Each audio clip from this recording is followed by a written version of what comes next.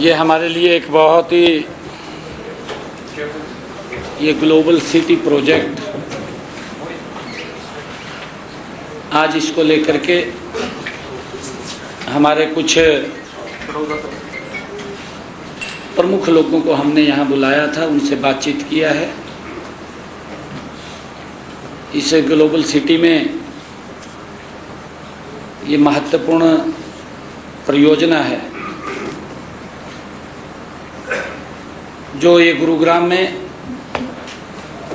Global city बनने जा रही है, जो अंतर्राष्ट्रीय मानकों के आधार पर ये सुसज्जित होगी और हरियाणा के विकास में ये एक मील का पत्थर साबित होगी। ये ग्लोबल सिटी 1000 एकड़ में डेवलप होगी। इसमें अलग अलग जो इसकी योजना बनी है, इस योजना के अनुसार इसमें मिक्स यूज लैंड, इसमें अलग से रेसिडेंशियल भी रहेगा, इसमें कमर्शियल भी रहेगा, इसमें हॉस्पिटलिटी भी रहेगी और इसमें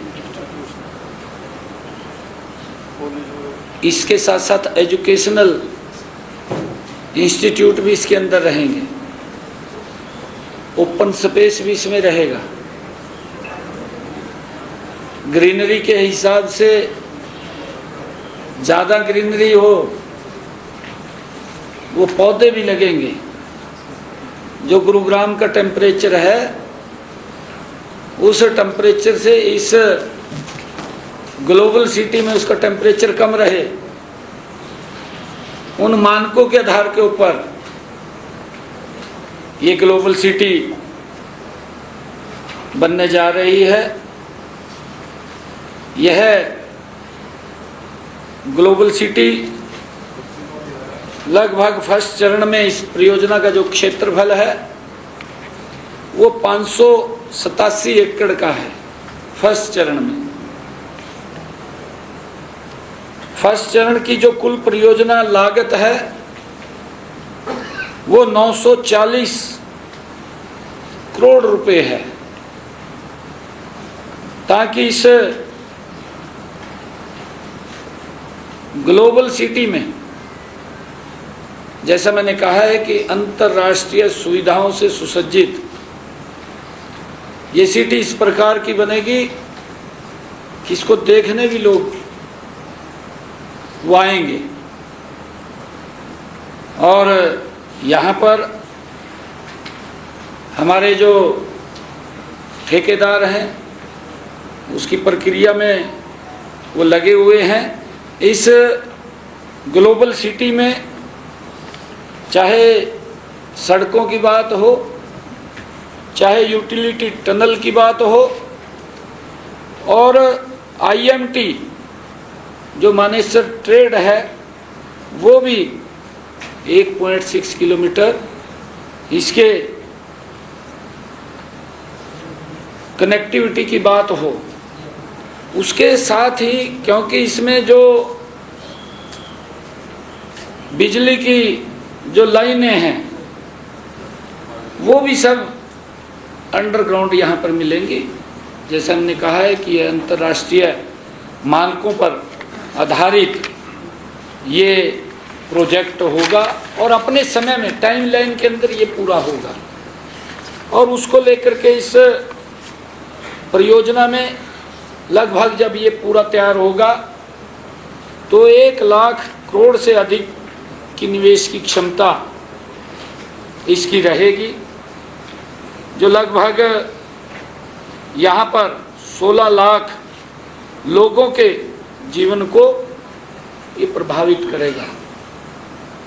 इस परियोजना के लागू होने से लगभग 5 लाख लोगों के लिए रोजगार के नए अवसर भी इसके माध्यम से खड़े होंगे।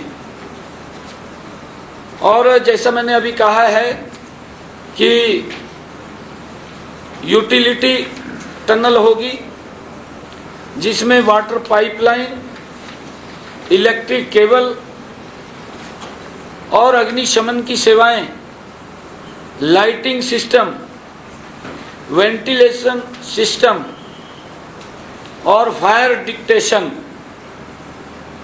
आर्थिक सिस्टम, ये प्रावधान इसके अंदर होगा।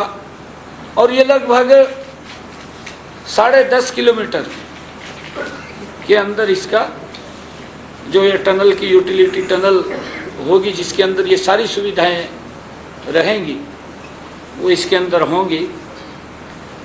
इस ग्लोबल सिटी में जो पानी की आपूर्ति को सुनिश्चित करने के लिए 18 एकड़ में एक 350 मिलियन लीटर क्षमता का मास बैलेंसिंग रिजर्वायर बनाया जाएगा, जो जल भंडारण के रूप में काम करेगा, इस सिटी की सुंदरता बढ़ाएगा और यह ग्लोबल सिटी के लिए 7 दिनों का बैकअप का इसके अंदर प्रावधान होगा कि अगर कोई दिक्कत भी आती है तो पानी की दिक्कत यहाँ ना रहे।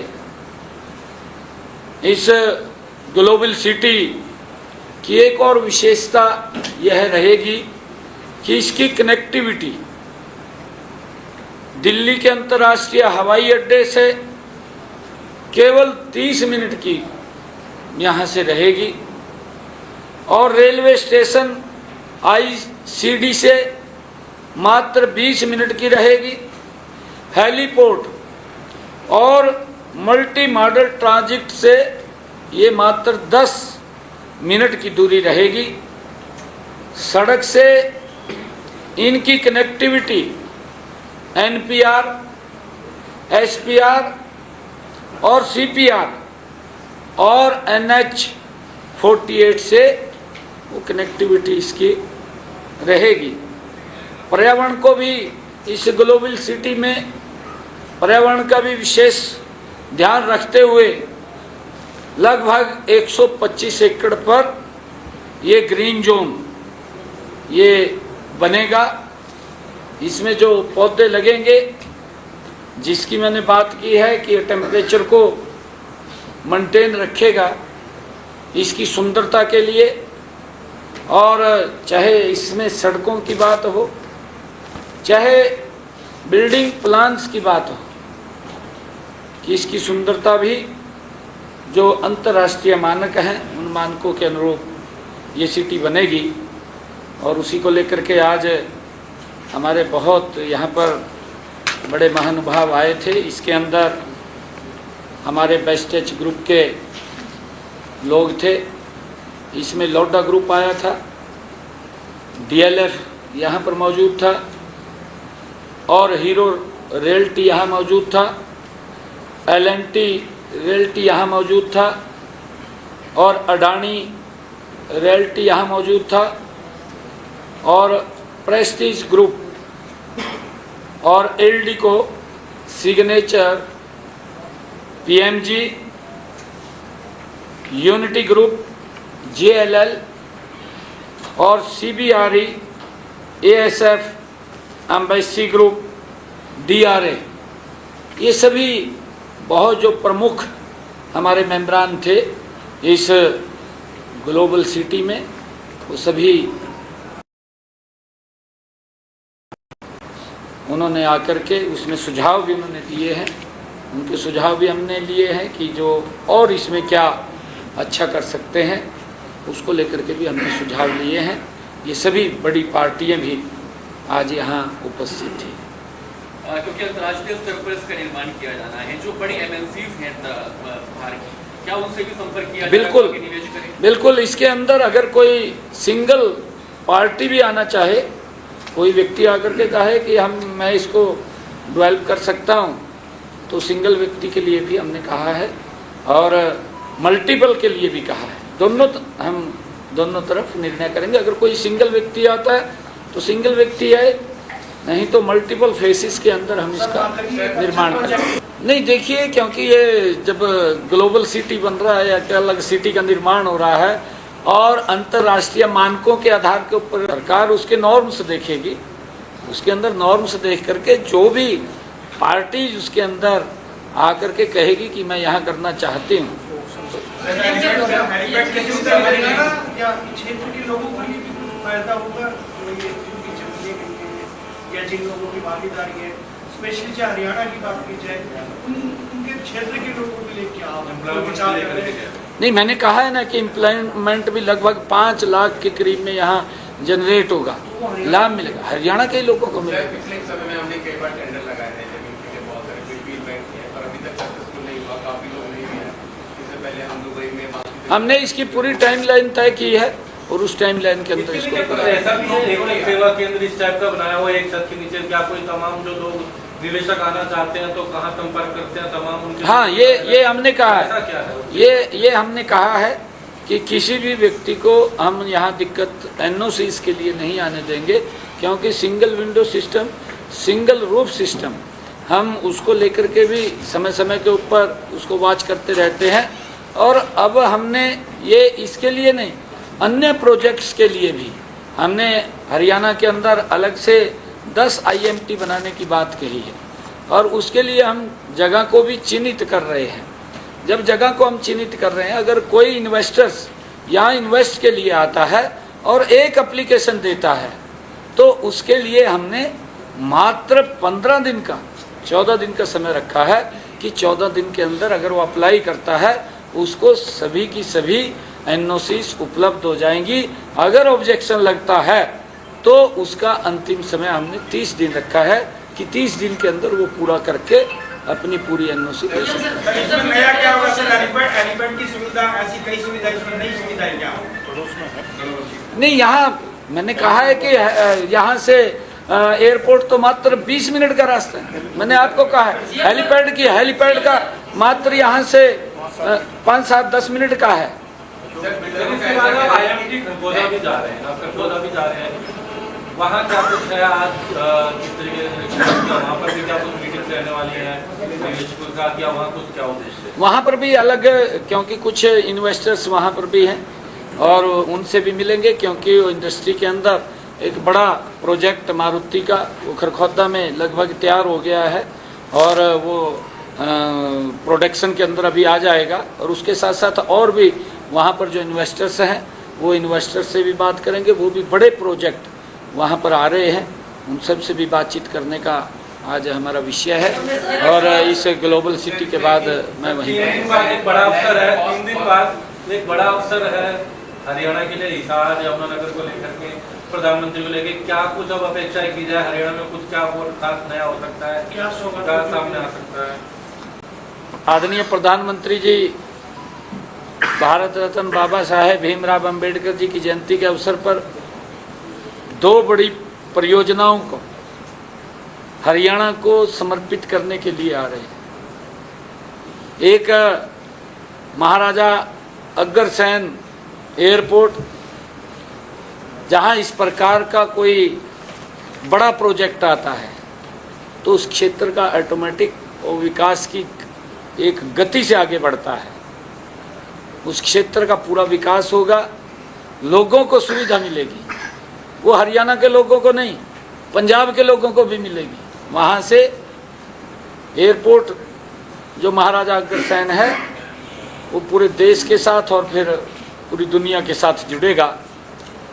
और एक बड़ा प्रोजेक्ट यमुनानगर के अंदर जो 800 मेगावाट का सुपर क्रिटिकल थर्मल यूनिट, उसका शिलान्यास करने के लिए आ रहे हैं। पंडित नेकीराम शर्मा मेडिकल कॉलेज वो भी बन करके तैयार हो गया है, उसका भी उद्घाटन करेंगे। कई प्रोजेक्ट्स का आदरणीय प्रधानमंत्री जी वो हरियाणा प्रदेश को समर्पित करने वाले हैं। ये सरकार 3 गुना गति से काम कर रही है। आदरणीय मोदी जी के नेतृत्व में जो प्रधानमंत्री जी का विजन है कि विकसित भारत बनाना है, उस विकसित भारत विकसित हरियाणा में ये महत्वपूर्ण परियोजनाएं हैं जो इसको गति से आगे बढ़ाने का काम करें। सर, सभा में विदेश फोगाट ने आपसे सवाल किया था कि आपने वायदा पूरा नहीं किया। हैं जी, फोगाट ने आपसे विधानसभा में सवाल किया था कि आपने वायदा पूरा नहीं किया अपना इनाम देने का। क्या वो इनामी राशि से दी जा रही है पिछले कुछ दिनों से? नहीं, मैंने तो तभी बोल दिया था उनको, मैंने तभी बोल दिया था, उनके ऊपर है। हमने तो कह दिया था, हम कोई ऐसा नहीं है, जो हमने कहा है वो सरकार पूरा करती है। हरियाणा में बढ़ रहे हैं। स्वास्थ्य विभाग का ये कहना है कि 1500 केंद्रों में से 300 केंद्रों को बंद कर दिया गया है, अधिकारियों का तबादले कर दिए गए। क्या इस पर लगाम लगी? देखिए, 2014 से पहले का लिंग अनुपात आप देखिए, बीच में अगर ये कोई कारण नहीं है कि इस कारण से हुआ है या वो हुआ है, परंतु अभी भी सरकार उसी मिशन मोड में काम कर रही है। अगर कोई भी व्यक्ति इस कुप्रथा के अंदर संलिप्त मिलता है, सरकार उसके खिलाफ सख्त कार्रवाई करती है और उसको गहनता से जांच करके, ऐसा नहीं है। मैं धन्यवाद करूंगा टीवी चैनल्स का, मैंने तो कहा भी अभी उनको बुला करके आप उसकी जड़ के अंदर जाइए कि अगर कोई लोग इसमें संलिप्त हैं, उनके खिलाफ हम सख्त कार्रवाई करेंगे। आज सेक्स रेशो के अंदर आदरणीय मोदी जी जो शब्द बोल करके गए थे हरियाणा के अंदर, उस सेक्स रेशो में बड़ा सुधार हमने पिछले 10 वर्षों के अंदर किया है और कर रहे हैं, क्योंकि नई नई तकनीक का लोग उपयोग करते हैं। उस तकनीक के साथ हम भी उसको डीपली सर्च करके उनके खिलाफ कार्रवाई भी करते हैं। सर, कल अभय चौटाला ने एक प्रेस कॉन्फ्रेंस करी थी, उन्होंने कहा था हिसार एयरपोर्ट के उद्घाटन से पहले उसके आसपास जो जमीन आवंटित हुई है, उन्होंने दुष्यंत चौटाला पूर्व डिप्टी सीएम पे निशाना साधा है कि जिन्होंने जमीनें खरीदी हैं उनकी पहले जांच की जानी चाहिए। अभय चौटाला कहना है कि वो मांग करते हैं पहले जांच बिठाई जाए जिनके नाम उन्होंने विधानसभा में लिए। उन्होंने पूर्व डिप्टी सीएम का सीधे तौर पर निशाना साधा था, उनका कहना है कि सरकार पहले जांच कराए। ये किसने कहा है? अभय चौटाला ने कहा है कि पहले जांच कराओ जिन्होंने एयरपोर्ट के पास में जमीनें खरीदी हैं हिसार की। चलिए, अभी तो आदरणीय प्रधानमंत्री जी देश को प्रोजेक्ट समर्पित करने के लिए आ रहे हैं। अगर कोई गलत करेगा तो जांच हो जाएगी, ऑटोमेटिक हो जाएगी जांच, तो कोई ऐसा विषय नहीं है। जो गलत करेगा, जो गलत सामने आएगा। नो करप्शन और कुछ भी होता है और पहले ट्रांसपेरेंट गवर्नमेंट है, लेकिन गुड़गांव में एक तरफ डेवलपमेंट की बातें कर रहे हैं, दूसरी तरफ इतना करप्शन, इतने स्कैम्स चल रहे हैं। कहाँ चल रहे हैं बताइए, बताइए हमें। सरकार भ्रष्टाचार को लेकर के जीरो टॉलरेंस पे काम कर रही है। और मैं आपको एक और बात बताता हूँ, आप हमें बताइए, घंटों में कार्रवाई होगी। आप ये नहीं है कि दिनों लग जाएंगे, तुरंत कार्रवाई होगी।